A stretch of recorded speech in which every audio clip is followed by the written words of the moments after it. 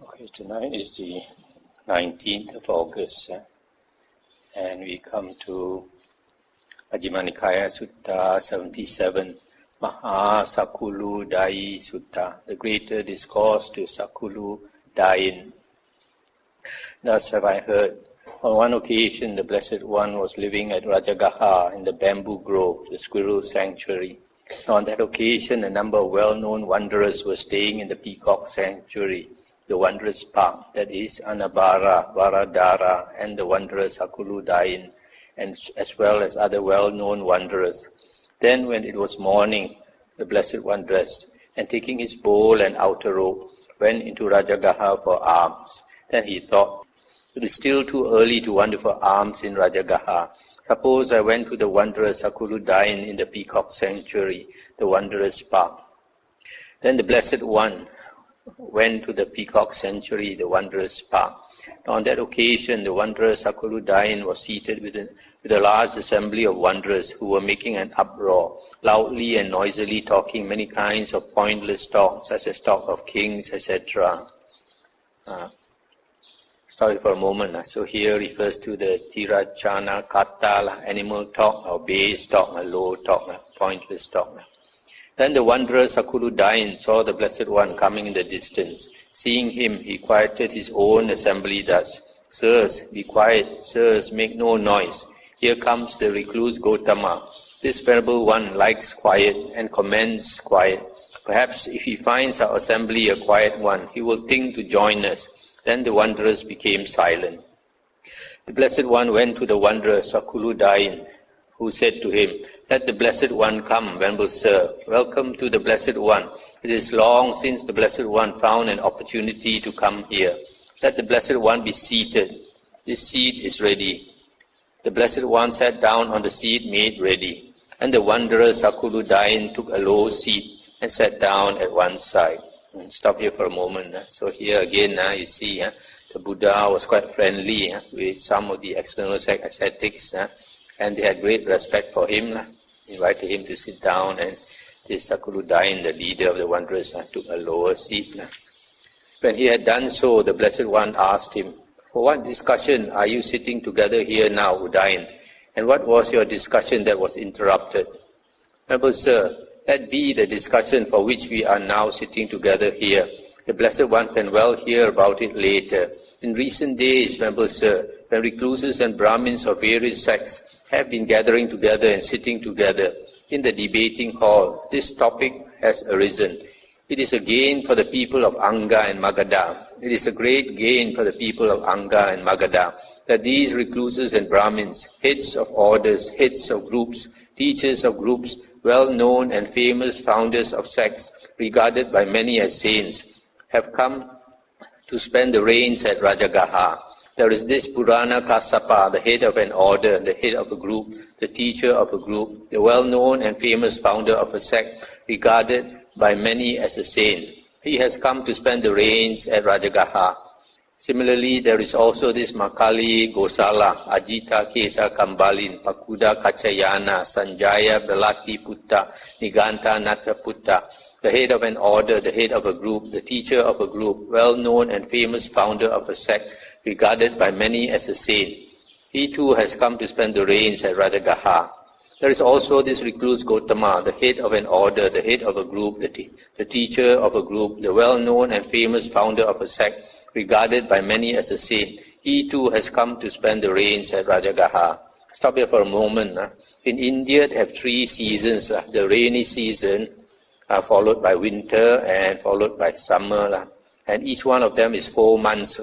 So it is a tradition in India during the rain season, 4 months, that the monks, ascetics, wanderers, all, they will spend 3 months, at least 3 months, on retreat, because they say during this period of the rains, a lot of insects and worms come out from the ground.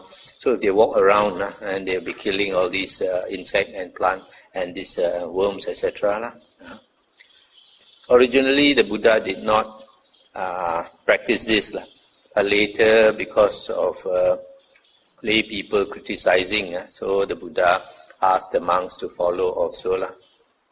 Now here, It's mentioned the 6 external sect ascetics, the leaders of different groups of wanderers, and they are all supposed to be very famous during the time of the Buddha.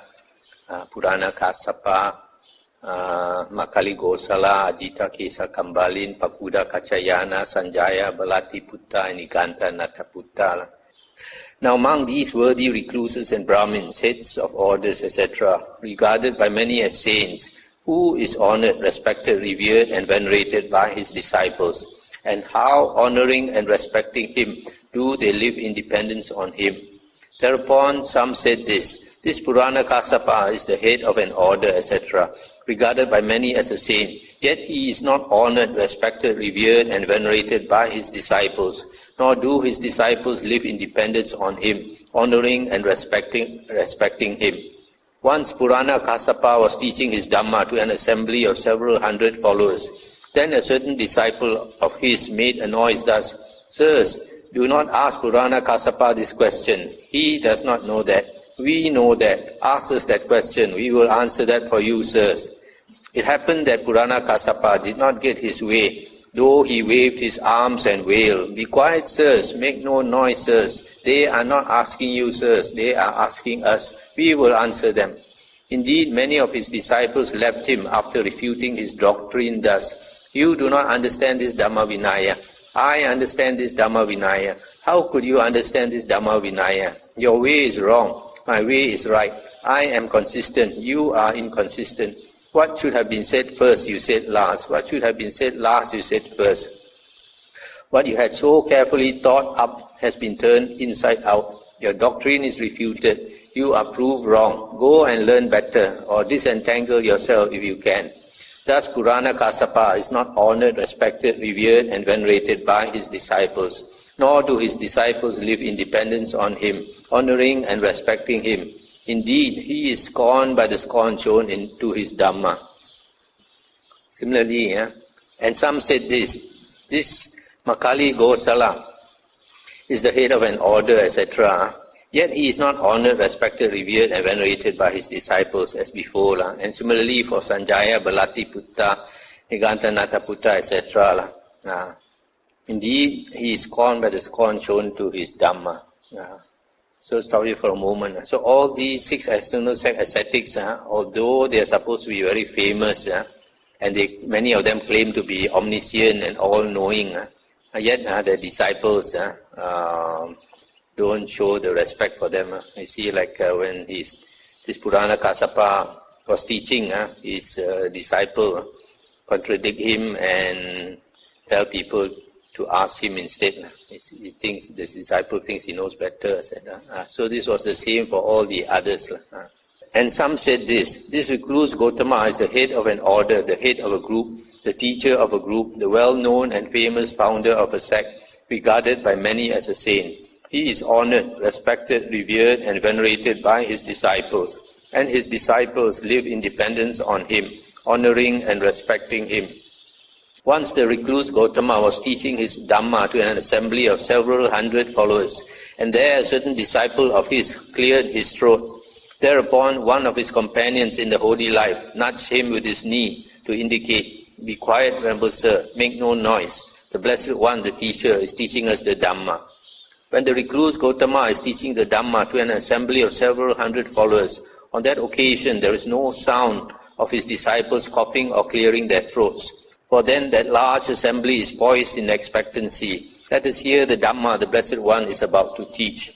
Just as though a man were at the crossroads, pressing out pure honey, and a large group of people were poised in expectancy. So too, when the recluse Gautama is teaching the Dhamma to an assembly of several hundred followers, on that occasion there is no sound of his disciples coughing or clearing their throats.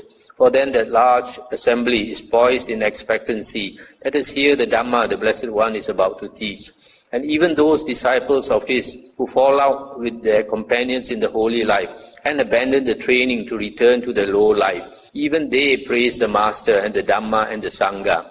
They blame themselves instead of others, saying, We were unlucky, we have little merit, for though we went forth into homelessness in such a well-proclaimed Dhamma, we were unable to live the perfect and pure holy life for the rest of our lives.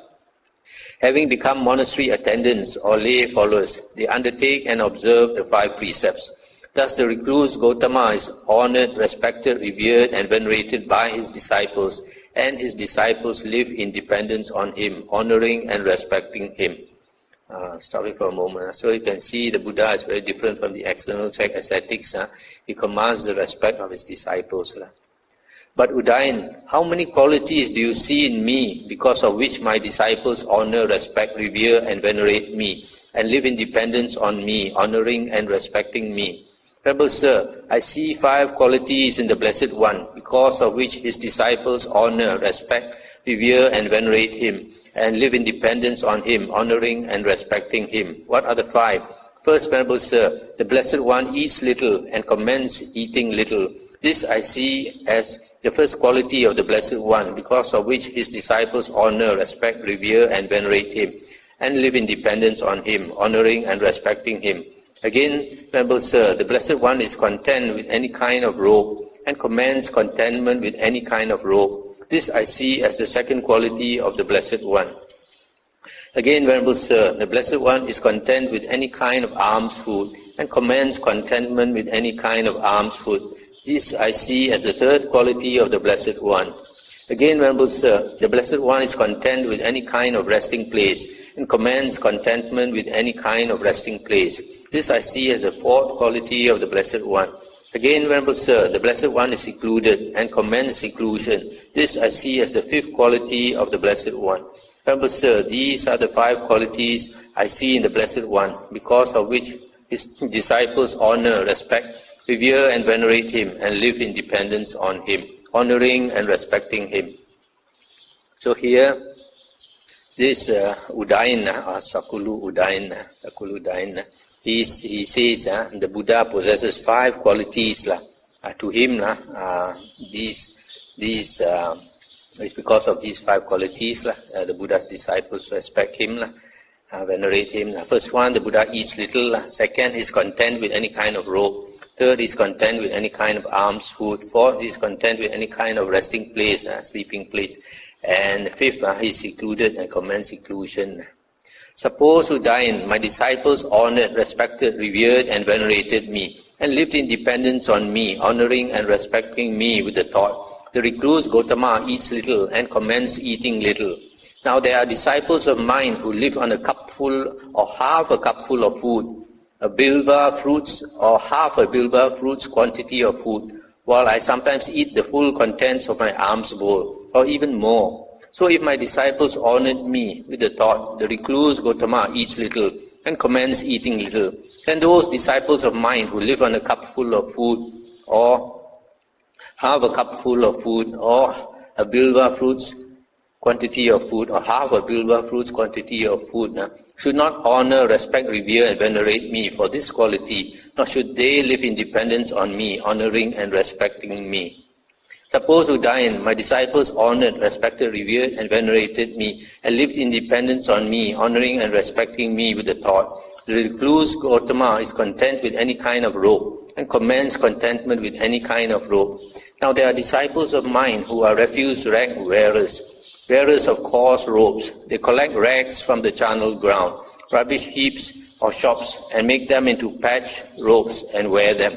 But I sometimes wear robes given by householders, robes so fine that pumpkin hair is coarse in comparison. So if my disciples honored me with the thought, the recluse Gautama is content with any kind of robe, and commends contentment with any kind of robe, then those disciples of mine who are refuse rag wearers, wearers of coarse robes, should not honor, respect, revere and venerate me for this quality, nor should they live in dependence on me, honoring and respecting me.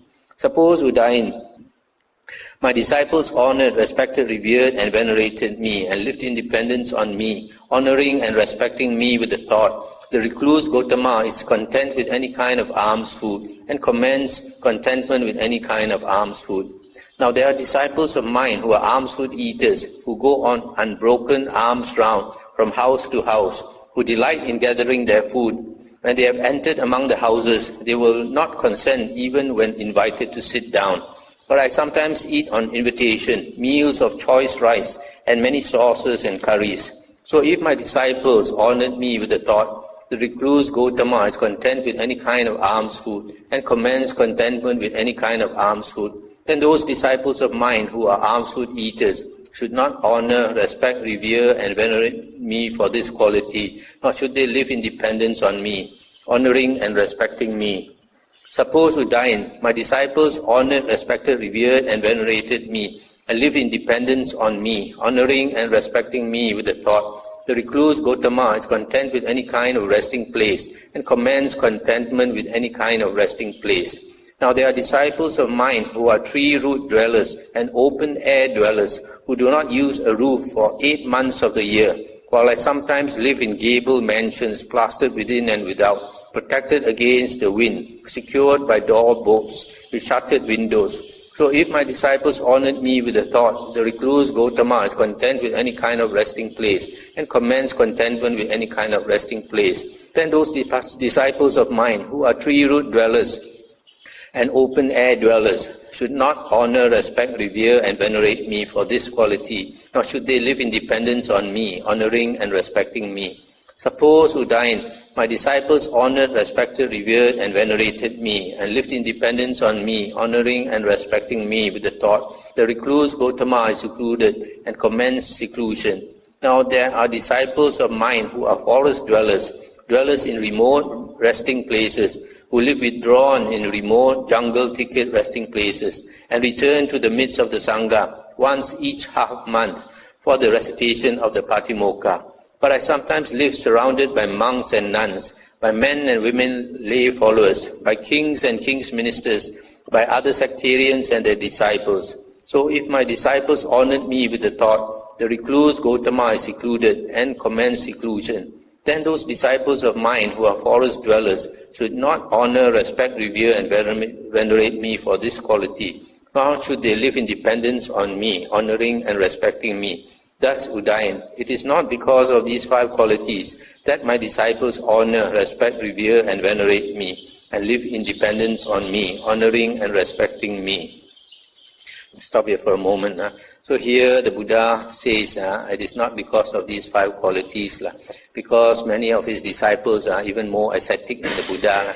But the Buddha, before he was enlightened, he had already practiced asceticism to the very, very extreme. So he found that what was not beneficial, he just put it down, let go of it. And so the Buddha says it is not because of these 5 qualities, because if it is because of these 5 qualities, then they would not respect him. The first one, eating little. Some of his disciples eat much less than the Buddha. And then second one, robes. Some of them refuse to wear robes offered by lay people. They only want to use robes from stitching cloth, which is picked up mainly from the charnel ground. Charnel ground is like a cemetery where they throw the corpses to rot. There they go and pull the cloth from the corpses and wash them and use them. Then the third one, this second one, the Buddha says sometimes he uses robes so fine that pumpkin hair is coarse in comparison.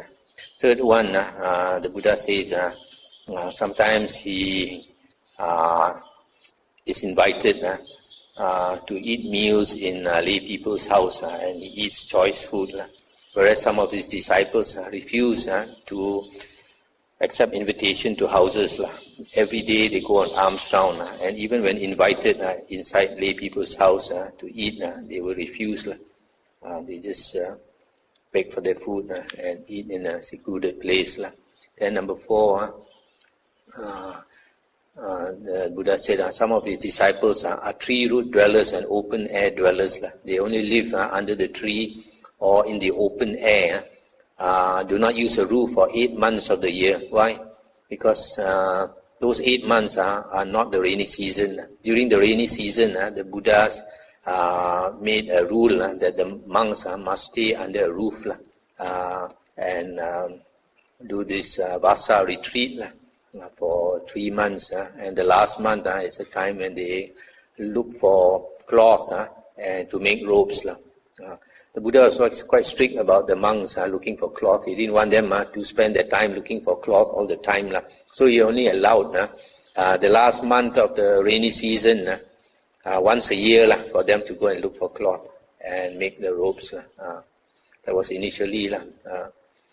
So these monks who dwell under the tree and in the open air, they do not have a roof over their head for 8 months of the year, except during the Vasa rainy season. They have to live under a roof. Then the last one, it is not because of seclusion that the Buddha is respected by his disciples, because the Buddha says there are some disciples of his who live in remote resting places, far withdrawn from people, and they return to the Sangha once each half month, every 2 weeks, for the Uposatha. The Uposatha is the 15th day of the lunar month, and the 30th day of the lunar month. If no 30 days, then it's a 29th day. On these 2 days of the month, the monks come together and recite the Patimokkha, the 227 precepts. So other than that, they will dwell alone in very remote resting places. And the Buddha says he is different. Sometimes he's surrounded by a lot of people, monks, nuns, lay followers, and kings and ministers and other sectarians, etc. However, Udayan, there are 5 other qualities because of which my disciples honor, respect, revere and venerate me, and live in dependence on me, honoring and respecting me. What are the 5? The first one is the higher virtue. Here, Udayan, my disciples esteem me for the higher virtue, higher moral conduct, sila. The recluse Gautama is virtuous. He possesses the supreme aggregate of virtue. This is the first quality because of which my disciples honor, respect, revere and venerate me, and live in dependence on me, honoring and respecting me. So the first one the Buddha says, his moral conduct is without blemish. You cannot find any fault at all with his moral conduct. Second one is knowledge and vision. Again, Udayan, my disciples esteem me for my excellent knowledge and vision thus. When the recluse Gautama says, I know, he truly knows. When he says, I see, he truly sees. The recluse Gautama teaches the Dhamma through direct knowledge, not without direct knowledge. He teaches the Dhamma with a sound basis, not without a sound basis. He teaches the Dhamma in a convincing manner, not in an unconvincing manner.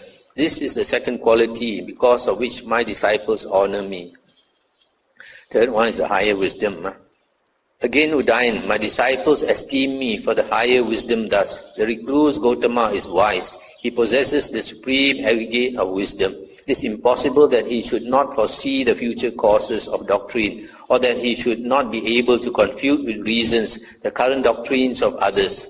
What do you think, Udayan? Would my disciples, knowing and seeing thus, break in and interrupt me? No, Venerable Sir. I do not expect instruction from my disciples. Invariably, it is my disciples who expect instruction from me. This is the third quality because of which my disciples honor me. This third quality, I must know, because the Buddha is psychic. What his disciples think, he can already read their mind. So none of them dare to question the Buddha, argue with the Buddha.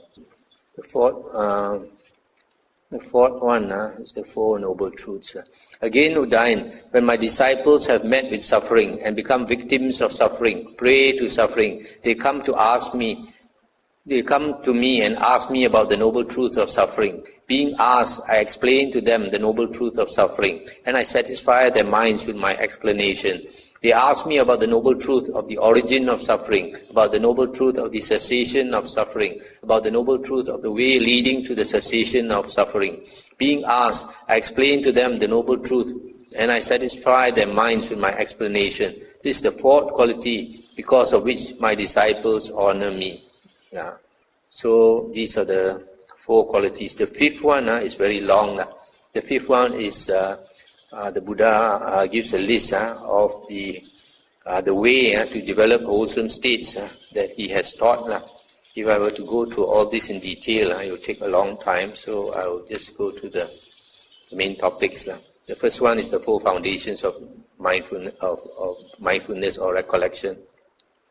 Again, Udayan, I have proclaimed to my disciples the way to develop the 4 intense states of mindfulness or recollection, satipatthana. Here, among abides contemplating the body in the body, etc.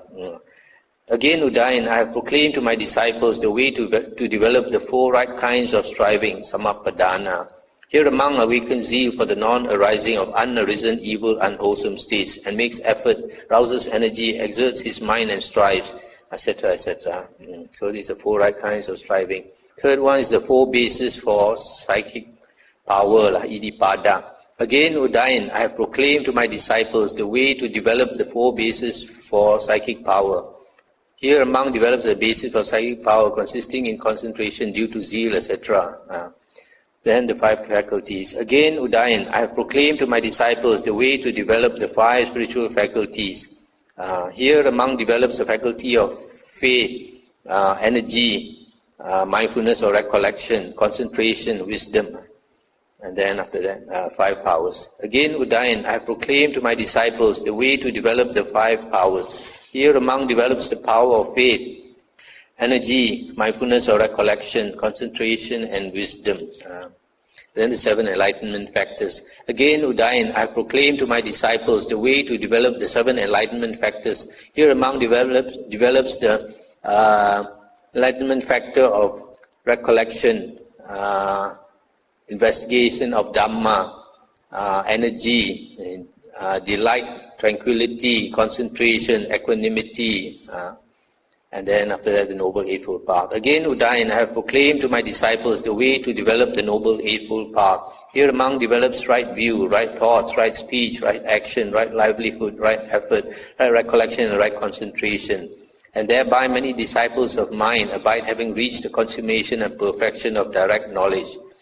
Stop here for a moment. So here, you see, these the Buddha says in other suttas, this is the most important part of his teachings when it comes to practicing the path to liberation. What are these? These are called the 37 Bodhipakya Dhamma. I think, what's the translation? Bodhipakya Dhamma. Wings to enlightenment.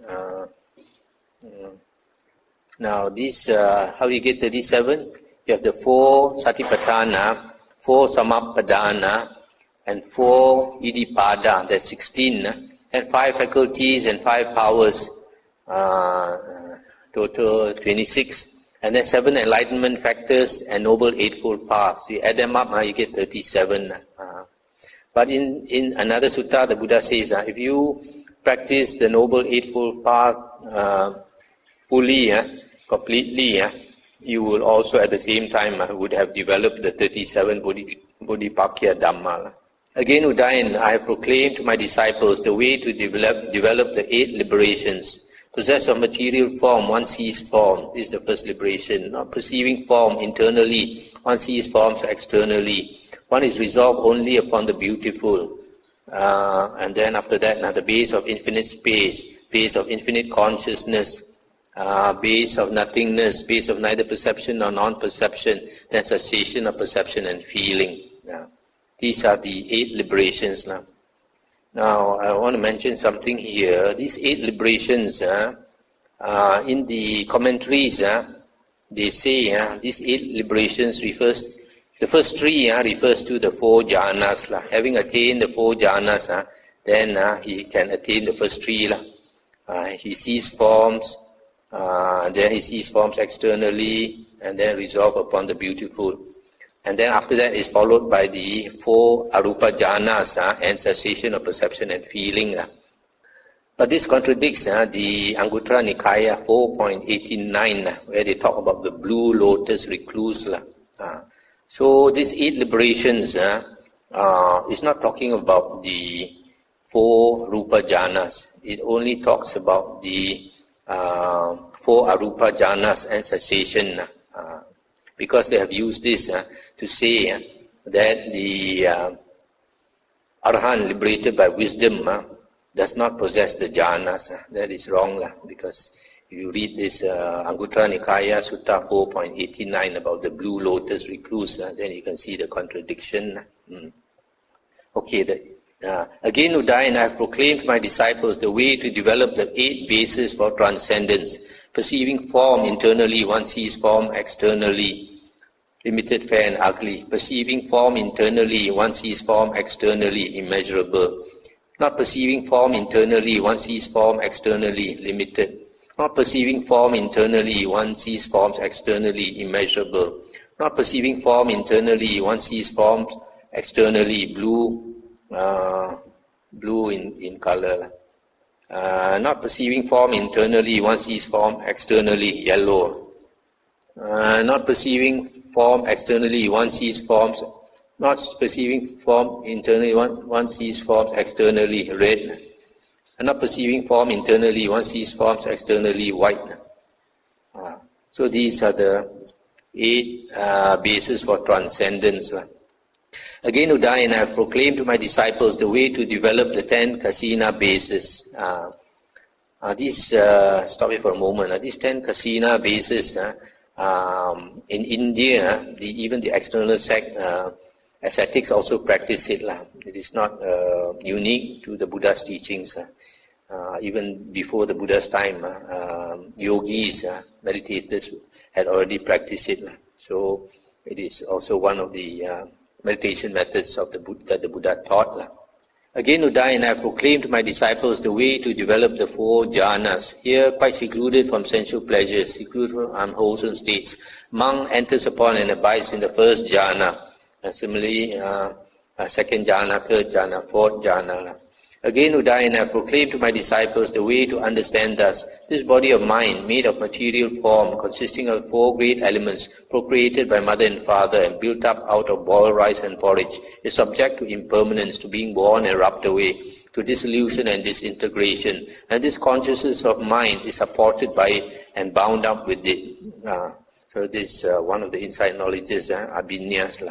And then after that, the mind-made body. Again, Udayan, I have proclaimed to my disciples the way to create from this body another body having form, mind-made with all its limbs, lacking no faculty, just as though a man were to pull out a reed from its sheath and think thus, this is the sheath, this is the reed. The sheath is one, the reed is another. It is from the sheath that the reed has been pulled out.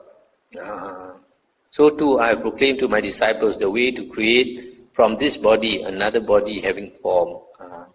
And then after that, the various kinds of psychic power, these psychokinesis. Again, Udayan, I have proclaimed to my disciples the way to wield the various kinds of supernormal or psychic power.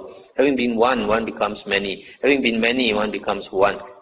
They appear and vanish. They go unhindered through walls, through enclosures, through mountains, as though through space. They dive in and out of earth as though it is water.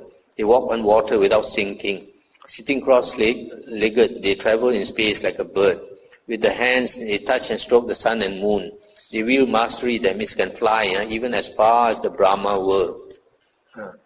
And then after that, the divine ear element, or heavenly ear. Again, Udayan, I have proclaimed to my disciples the way whereby, with the divine ear element, which is purified and surpasses the human, they hear both kinds of sounds, the divine and the human. And then reading the minds of others. Again, Udayan, I have proclaimed to my disciples the way to understand the minds of other beings, of other persons, having encompassed them with their own minds. And after that, the recollection of past lives. Again, Udayan, I have proclaimed to my disciples the way to recollect the manifold past lives. 1 birth, 2, 3, 4, 10, 20, 100, 1,000, hundreds of thousands, many aeons, world cycles of world contraction, many world cycles of world expansion, etc. And then the divine eye or heavenly eye. Again, Udayan, I have proclaimed to my disciples the way whereby with the divine or heavenly eye, which is purified and surpasses the human, they see beings passing away and reappearing, inferior and superior, fair and ugly. They understand how beings pass on according to their actions or karma. Then after that, destruction of the asavas or taints. Again, Udayan, I proclaim to my disciples the way whereby, by realizing for themselves with direct knowledge, they here now enter upon and abide in the liberation by mind and liberation by wisdom that are taintless with the destruction of the taints. This Udayan is the fifth quality because of which my disciples honor, respect, revere and venerate me, and live in dependence on me, honoring and respecting me. These Udayan are the five qualities because of which my disciples honor, respect and venerate me, and live in dependence on me, honoring and respecting me. This is what the Blessed One said. The wanderer Udayan was satisfied and delighted in the Blessed One's words. This last part where the Buddha talks about the 8 knowledges, these are called the abhinyas. Sometimes they talk about 6 abhinyas. Here they talk about 8 abhinyas. First one is the insight knowledge of the body and the mind, how they are supported and bound up with each other. The second one is creating a mind-made body. The third one is various kinds of psychic power. The fourth is the heavenly ear. Fifth is reading the minds of others. 6 is recollecting past lives. 7 is the heavenly eye. The 8 is the destruction of the asavas. So the Buddha says that this fifth one, his disciples venerate, honor him because he can teach them all these things. The 37 Bodhipakya Dhammas, the 8 liberations, the 8 bases for transcendence, the 10 kasinas, the 4 jhanas, and the 8 types of higher knowledge, abhinyas. So the Buddha says it's not because of ascetic practices that his disciples honor him, but because of these 5 things. The first one is the higher virtue, adisila. The second one is knowledge and vision. Third one is the higher wisdom. Fourth, because he teaches the 4 noble truths. And then the fifth is the way to develop wholesome states up to liberation. It's actually quite a long sutta. Okay, now we come to another sutta, 78. Samanamandika Sutta, Samanamandika Putta. Thus have I heard, on one occasion, the Blessed One was living at Savatthi in Jeta's Grove, Anathapindika's park. Now on that occasion, the wanderer Ugaha Mana Samanamandika Putta was staying in Malika's park, the single-hall Tinduka plantation for philosophical debates, together with a large following of wanderers, with as many as 300 wanderers. The carpenter Panchakanga went out from Savatthi at midday in order to see the Blessed One.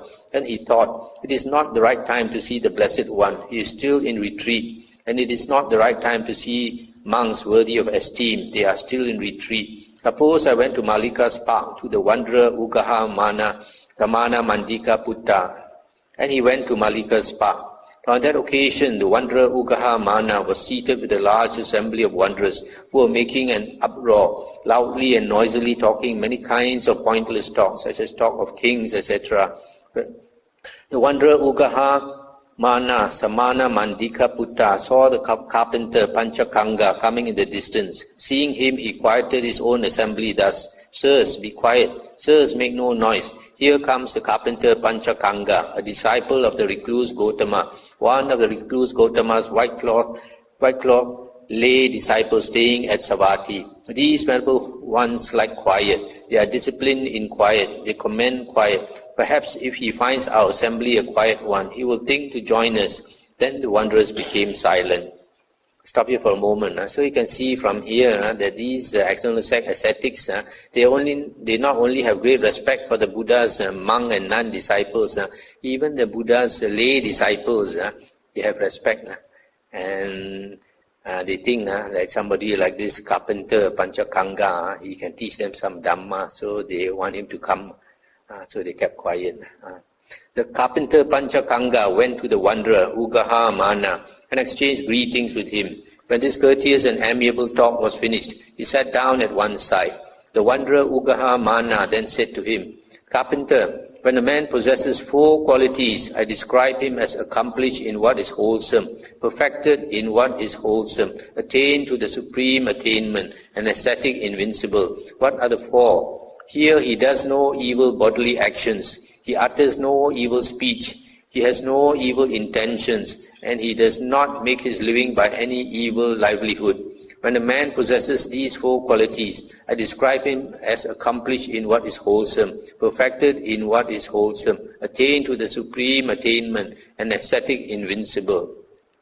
Stop here for a moment. So this time, instead of trying to learn some Dhamma, here he's trying to show off. He knows some Dhamma also. He's trying to teach this Panchakanga what he knows.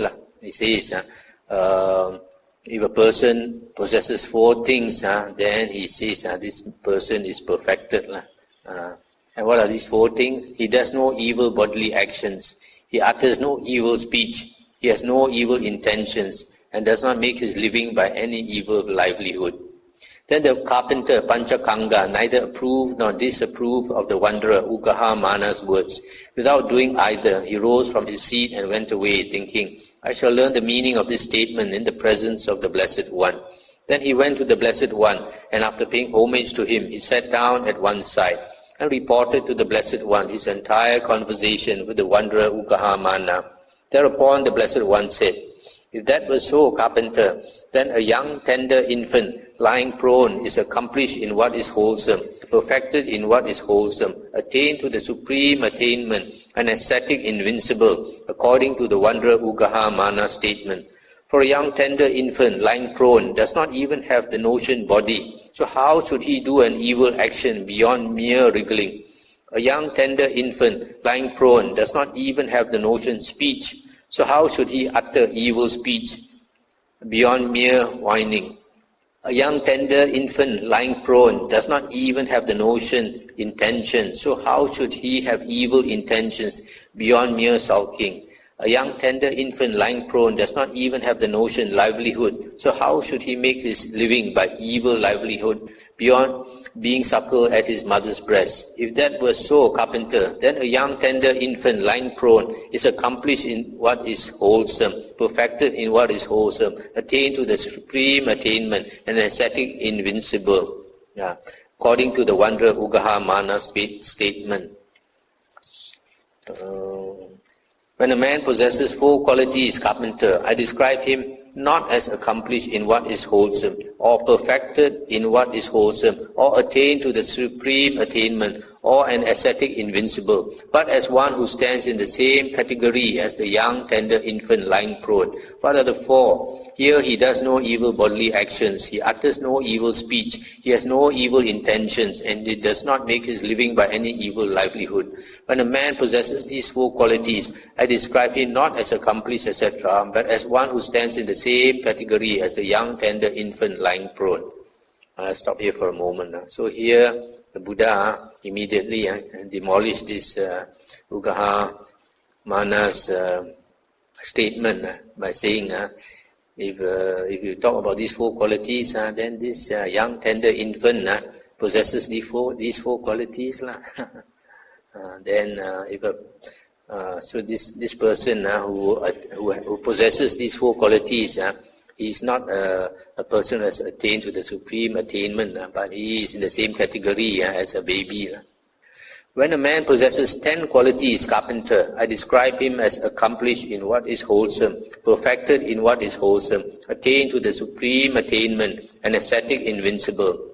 But first of all, I say, it must be understood thus. These are unwholesome habits, and thus unwholesome habits originate from this, and thus unwholesome habits cease without remainder here, and thus one practicing in this way is practicing the way to the cessation of unwholesome habits. And I say it must be understood thus, these are wholesome habits, and thus wholesome habits originate from this, and thus wholesome habits cease without remainder here, and thus one practicing in this way is practicing the way to the cessation of wholesome habits. And I say it must be understood thus, these are unwholesome thoughts, and thus unwholesome thoughts originate from this, and thus unwholesome thoughts cease without remainder here. And thus one practicing in this way is practicing to the way to the cessation of unwholesome thoughts. And I say it must be understood thus, these are wholesome thoughts, and thus wholesome thoughts originate from this, and thus wholesome thoughts cease without remainder here, and thus one practicing in this way is practicing the way to the cessation of wholesome thoughts. What are unwholesome habits? They are unwholesome bodily actions, unwholesome verbal actions, and evil livelihood. These are called unwholesome habits. And what do these unwholesome habits originate from? Their origin is stated. They should be said to originate from mind. What mind? Though mind is multiple, varied, and of different aspects, there is mind affected by lust, by hate, and by delusion. Unwholesome habits originate from this. Let's stop here for a moment. So here is interesting. One of the few places where the Buddha mentions mind is multiple, varied, and of different aspects. But here, unwholesome habits originate from the mind, which is affected by lust, hatred, and delusion. And where do these unwholesome habits cease without remainder? The cessation is stated. Here a monk abandons bodily misconduct and develops good bodily conduct. He abandons verbal misconduct and develops good verbal conduct. He abandons mental misconduct and develops good mental conduct. He abandons wrong livelihood and gains a living by right livelihood. It is here that unwholesome habits cease without remainder. And how practicing does he practice the way to the cessation of unwholesome habits? Here a monk awakens zeal for the non-arising of unarisen, even unwholesome states, and he makes effort, arouses energy, exerts his mind and strives. He awakens zeal for the abandoning of arisen, evil, unwholesome states. He awakens zeal for the arising of unarisen, wholesome states. He awakens zeal for the continuance, non-disappearance, strengthening, increase, fulfillment by development of arisen, wholesome states. And he makes effort, arouses energy, exerts his mind and strives. One so practices the way to the cessation of unwholesome habits. Let's stop here for a moment. This last paragraph is very important. This is about the 4 Padanas, 4 right efforts.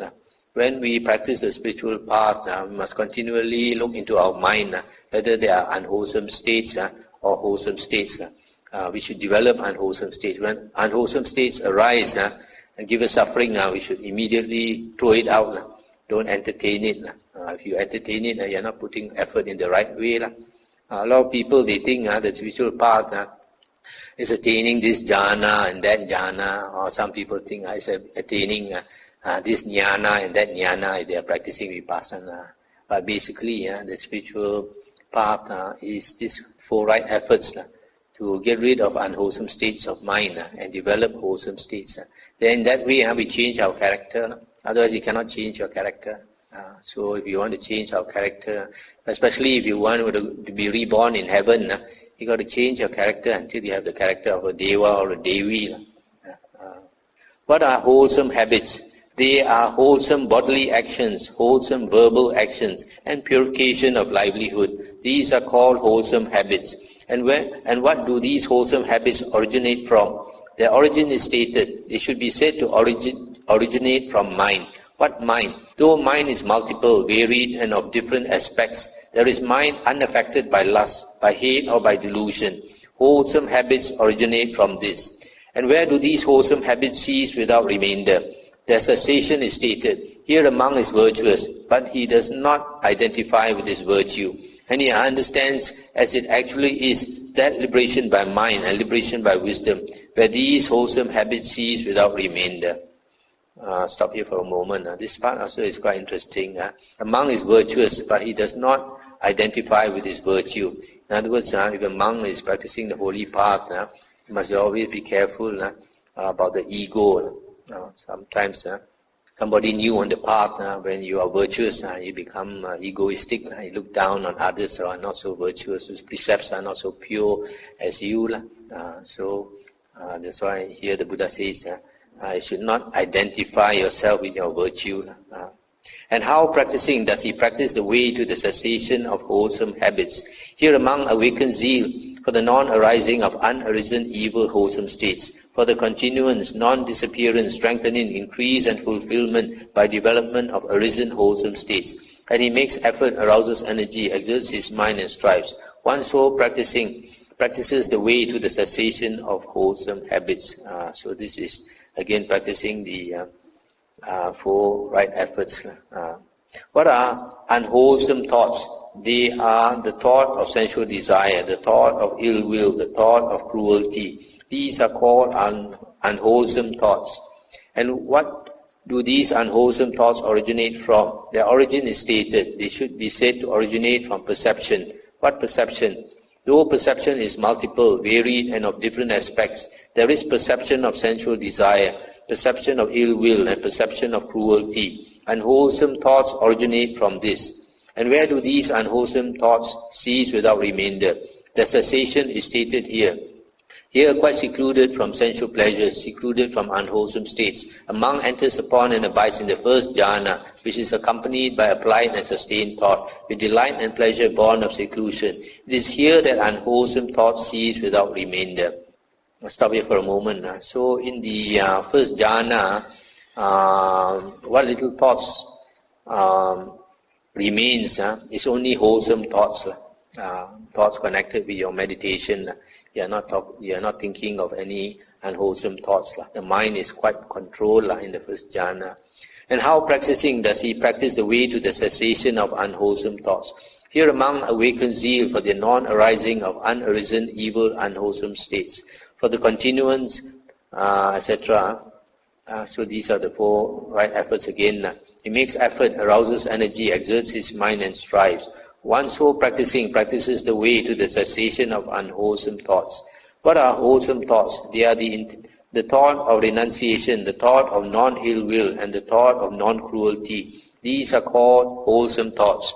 And what do these wholesome thoughts originate from? Their origin is stated. They should be said to originate from perception. What perception? Though perception is multiple, varied, and of different aspects, there is perception of renunciation, perception of non-ill will, and perception of non-cruelty. Wholesome intentions originate from this.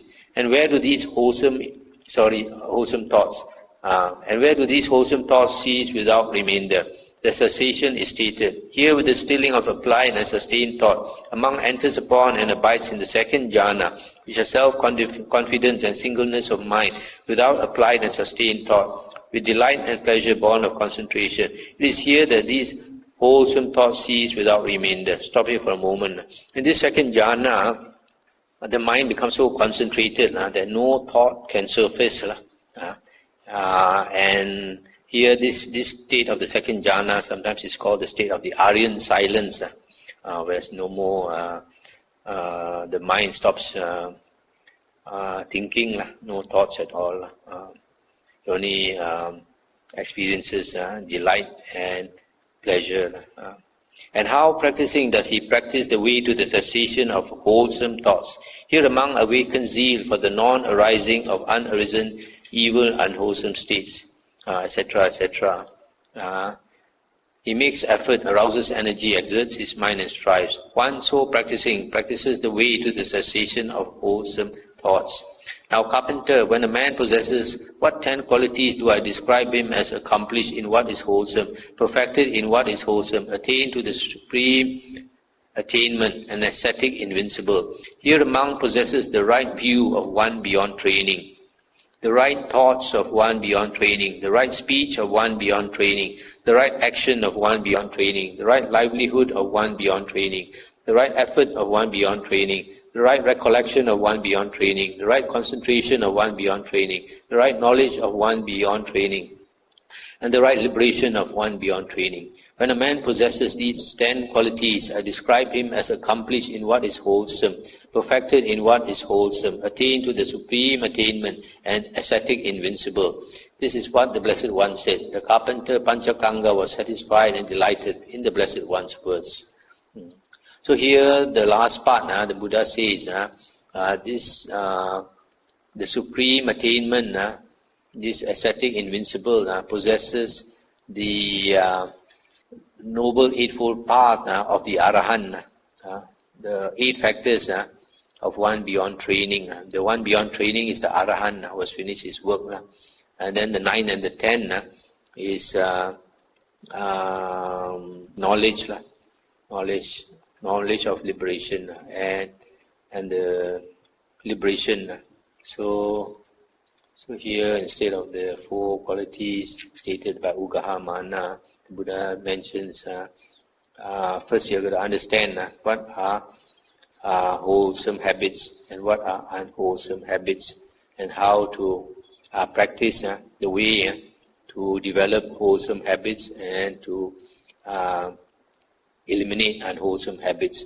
Also, what are wholesome thoughts and what are unwholesome thoughts, and how to develop wholesome thoughts and how to get rid of unwholesome thoughts. And practicing this way, together with the other factors of the Noble Eightfold Path, then one can attain the enlightenment and becomes an ascetic invincible. That is a supreme attainment. Okay, we stop here for tonight. Nothing to discuss.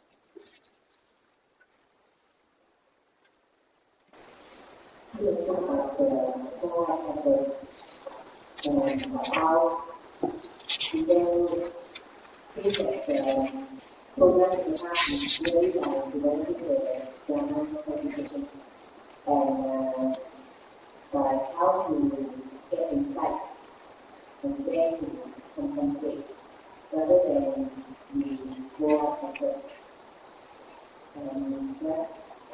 I like to be inspired, but I would see that no fellow Muslims who have been to many temples, who take part in the number of temples that they have been to, and I compare these yogis with Nikāya, who hardly go to temples to just take themselves, but they read contribution to the other talks. They seem to be carrying themselves better than the yogis. So does it enlighten others how exactly or what exactly should yogis start with the progress? What should they be looking out for? If they want to progress, they have to go to the best teacher in the world, and the best teacher in the world is the Buddha. Study the Buddha's words. There's so much practical instruction in the Buddha's words. Instead of getting instruction from the Arahant Sammasambuddha, a lot of people go to a lot of meditation monks and all that who are not who way below the Buddha standard. So the Buddha already said, after he's gone, take the suttas and the Vinaya as our teacher. So if we look into the suttas, then only we can understand what is wholesome, what is unwholesome. So the spiritual path, a lot of people forget, it's not about attaining this and attaining that. It's about letting go, especially letting go of the ego and the temper, the temper that comes from the ego, and the jealousy and the backbiting and all these things. So if we practice correctly on the spiritual path, our ego should year by year reduce, become more and more humble. And whatever attainment you have, you don't boast, not like some people. They think they are Sotapanna, and then I heard of somebody trying to tell his friends that he's already attained Sotapanna because he's certified by his meditation teacher. And then when his friends didn't believe, he got angry. So always remember, it's a path of letting go, path of humility. So a lot of people, they because of worldly habits, in the worldly life, success is measured by how much you have, right? So in the same way, a lot of people come to the spiritual path. They think they have to attain this, attain that, and tell people they have attained this and attained that. But the spiritual path is completely different. It's a path of letting go of the ego. The Buddha says that we should be like a gong, a bell that is cracked. When the bell is cracked, you hit it, there's no sound. Not like a lot of people, they hit the bell bong very loud, want everybody to know. Blow the trumpet very loud. So the best teacher is the Buddha, and we study the Buddha's words, we know how to practice correctly.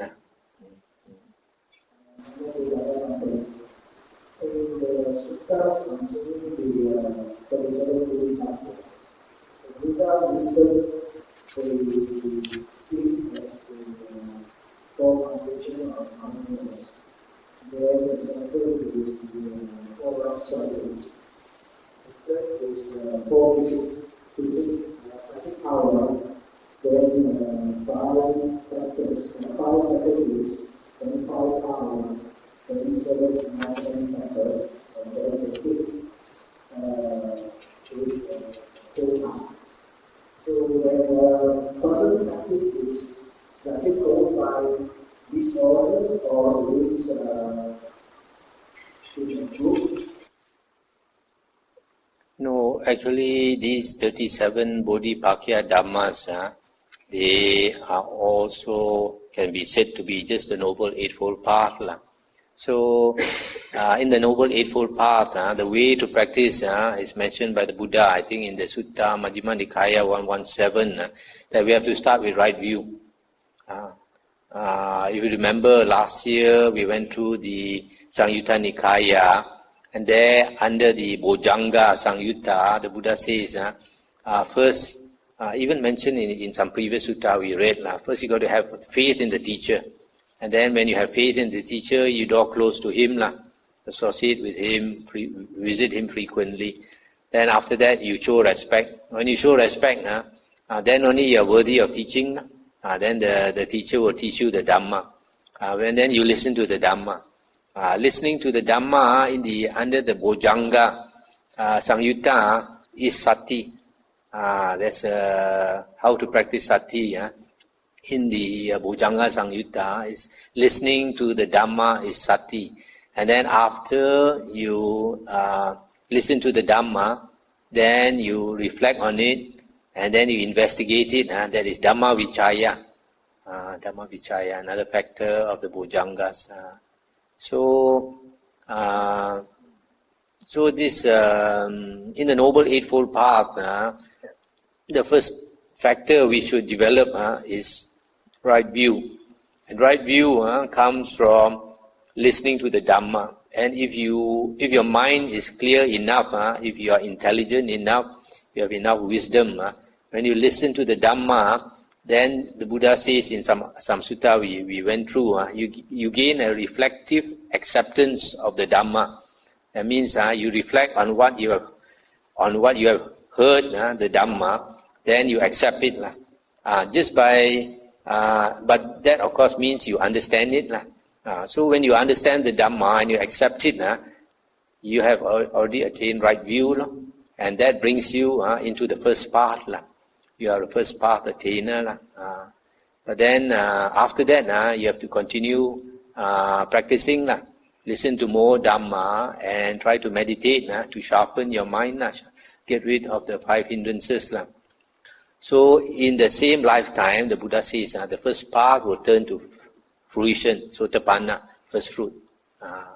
So the first factor is right view, and then after right view, then right view will bring you into right thoughts. Once you have right view of the Dhamma, then you will start to think with right thoughts.